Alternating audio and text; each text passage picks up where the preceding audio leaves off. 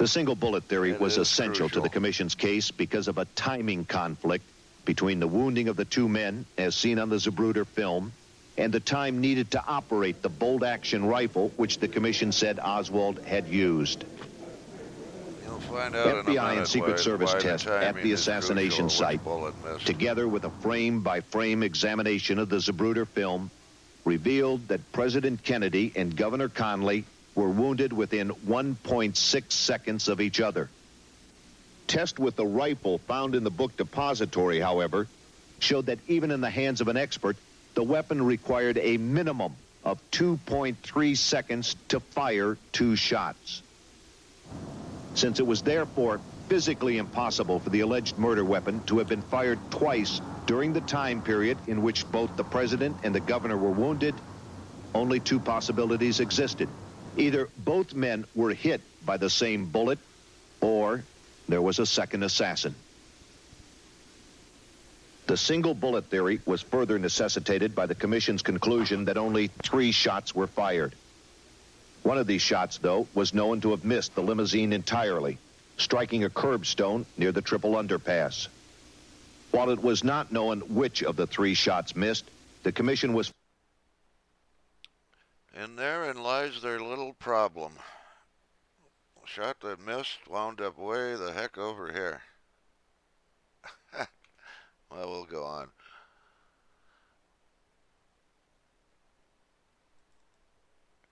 The single bullet theory was essential to the Commission's case because of a timing conflict between the wound. So convincing is the film of the 2 separate shots that both the FBI and the Secret Service reports on the assassination stated that the 2 men were hit by different bullets.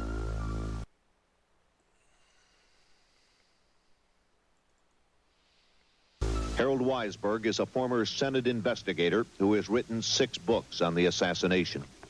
Neither the FBI nor the Secret Service supported the single bullet theory, and as of the last time I saw any of their records that include a reference to it, they were still not sort of laughing about the Commission and its single bullet theory. They both agreed in their theories that the first shot hit President Kennedy and nobody else, that the second shot hit Governor Connally and nobody else, and that the third shot hit President Kennedy and nobody else. However, both the Secret Service and the FBI knew very well that a bullet had missed, had struck a curbstone, and a spray of concrete had wounded Jim Tegg. It was on the police radio. The FBI transcribed the police radio tapes. It was on the front page of the Dallas papers the next day. Everybody knew. But they just ignored it because they were determined to insist that there was a single assassin and that it was Lee Oswald.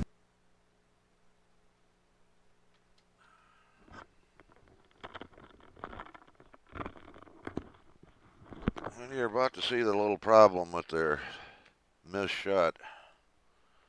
But unquestionably, when the first shot was fired, I recognized it as a shot. I thought of nothing else but that it was a rifle shot. I turned to my right. I had time to think. I had time to react. And I turned to my right to look back over my right shoulder to see if I could see anything unusual, and particularly to see if I could catch him out of the corner of my eye. Because I immediately thought... You mean the president. The president. Because I immediately thought of an assassination attempt. The moment I heard the shot, I didn't see anything except just the general blur of waving of people moving, but nothing really unusual. I did not see the president out of the corner of my eye, and I was in the process of turning back to look over my left shoulder, and had about come to the point where I was looking straight forward again when I felt the impact of the bullet that hit me. I am convinced beyond any question of a doubt that the first shot that was fired did not hit me. Then I was hit. So that's the Warren Commission's little problem. They had a missed shot, and rather than assume that there was more than one assassin, they chose to go after their theory, this improbable theory of a single bullet.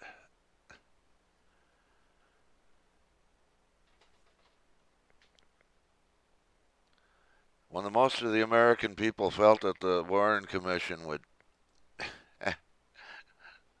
not leave a stone unturned to find the assassin of the President of the United States, they chose instead to go after this one theory because it was the only way they could keep a single assassin up in the sixth floor of the book depository building.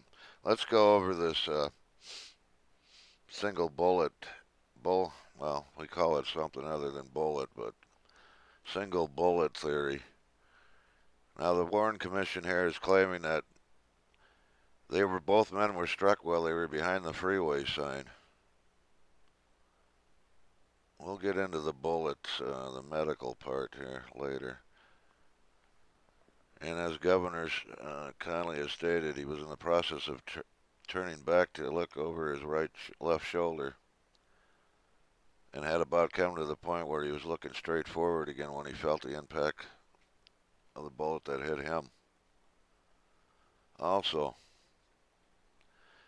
what occurred to me is that Governor Connally was struck in his right wrist, and I don't want to upset the experts here, but something seemed obvious to me. If he was struck in his right wrist, and actually what the Warren Commission is saying that both men were hit at some point where they were behind the freeway. The Governor Connally suffered a delayed reaction. So he was hit through his chest, his right wrist, and wound up in his by his left knee. And left fragments in his wounds, but he suffered a delayed reaction, they claiming. So like I say, it occurred to me that what you want to look at is the governor's right wrist. So as we see here, as the president reemerges from the sign, he's already clearly been hit. He's already starting to react to his wounds in his throat. Now the governor is struck. Again, watch the right wrist there. There is the moment of impact. One more time. President's already reacting to his wound. About 2:28 or 9, 27:28. That's when Governor Connally is struck. So it's kind of in between. The Warren Commission is saying they were both struck while they were behind the freeway sign. In actuality, the president was struck while he was behind the sign. He's already starting to react to his wounds. And then the governor is struck right here about 28:8. You can clearly watch his right wrist one more time. Right there.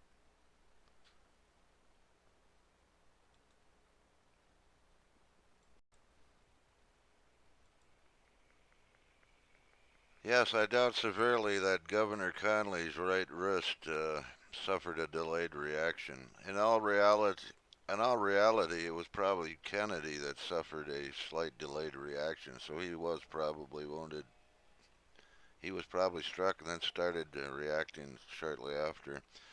Also here, it says Governor Connally viewed the film and testified he was hit between 31 and frames 231 and 234. So he was pretty accurate. But that wasn't good enough for the Warren Commission. They knew that was still a big problem. 228, and also, as you can see, by his own testimony, he was in the process of turning straight forward again when he was hit, and he felt the impact. Exactly what the film shows.